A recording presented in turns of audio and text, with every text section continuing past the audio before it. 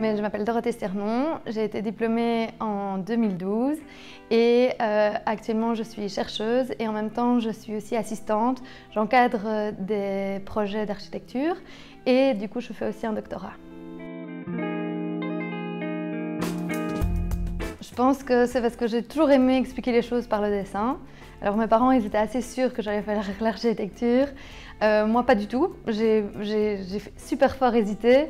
Et finalement, je ne regrette pas du tout parce que en fait, je ne voulais pas me fermer de porte, donc j'avais eu l'impression qu'on pouvait faire... je voulais faire plein de choses et je ne savais pas quoi décider. Et en fait, l'architecture, ça permet de toucher à plein de domaines différents. Et ça, j'ai vraiment adoré pendant mes études et pendant ma carrière professionnelle. Peut-être le projet, parce qu'en fait, le projet d'architecture, ça permet vraiment d'intégrer la théorie dans la pratique. Et ça, c'est vraiment assez génial, je trouve, et pour les étudiants aussi.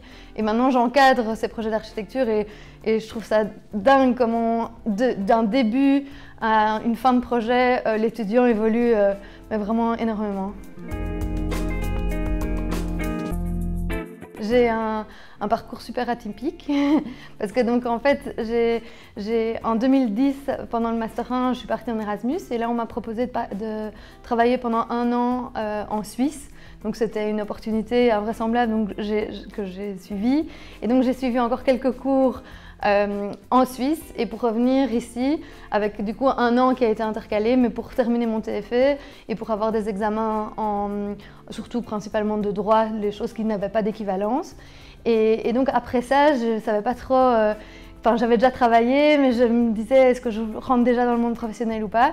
Et tout ce qui était durabilité et tout m'avait vraiment super intéressée et donc j'ai fait un master en sciences et gestion de l'environnement où j'ai dû faire un stage et ce stage c'était chez Architecture et Climat qui est une cellule, une équipe de recherche en architecture durable où je suis aujourd'hui.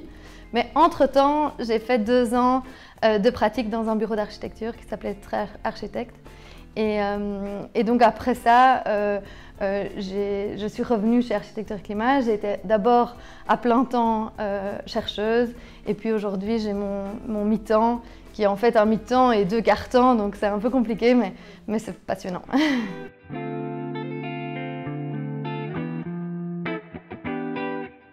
Mais qu'il faut foncer, mais qu'il faut tenir bon. C'est un peu marrant de dire ça, mais c'est parce que je pense que ces études sont très prenantes, donc on y met beaucoup du sien. Et donc par exemple le projet d'architecture, typiquement, on va se sentir parfois touché personnellement quand il y a une critique, et parce qu'on a vraiment tout donné pour le projet. Mais en même temps, du coup, on y met tout son cœur et c'est ça qui est important. Et d'autre part, parfois, on peut, je l'ai dit tout à l'heure, on touche quelquefois différents domaines, l'architecture touche différents domaines qui sont vraiment passionnants, mais quelquefois on peut être moins bon dans un certain domaine par rapport à d'autres. Et il ne faut pas se décourager par rapport à ça parce que justement, il y a une multitude de choses et de métiers qui en découlent en fait. Moi, je dis souvent aux étudiants que de se mettre à la place de l'usager de ce qu'ils imaginent comme espace, parce que quelquefois, on n'arrive pas à se dire mais comment est-ce qu'on va vivre ces espaces. Et ça, je trouve ça super important. Et du coup, j'ai amené le bouquin de Louis Kahn, Silence et lumière, parce que je trouve qu'il parle hyper bien de justement ces espaces à vivre et la lumière qu'on peut avoir et que chaque espace a besoin de lumière naturelle. Et que cette lumière, on peut jouer avec les orientations, on peut jouer aussi avec des jeux qui permettent de mettre en avant un détail, une matière, un matériau. Et ça, je trouve que c'est vraiment passionnant.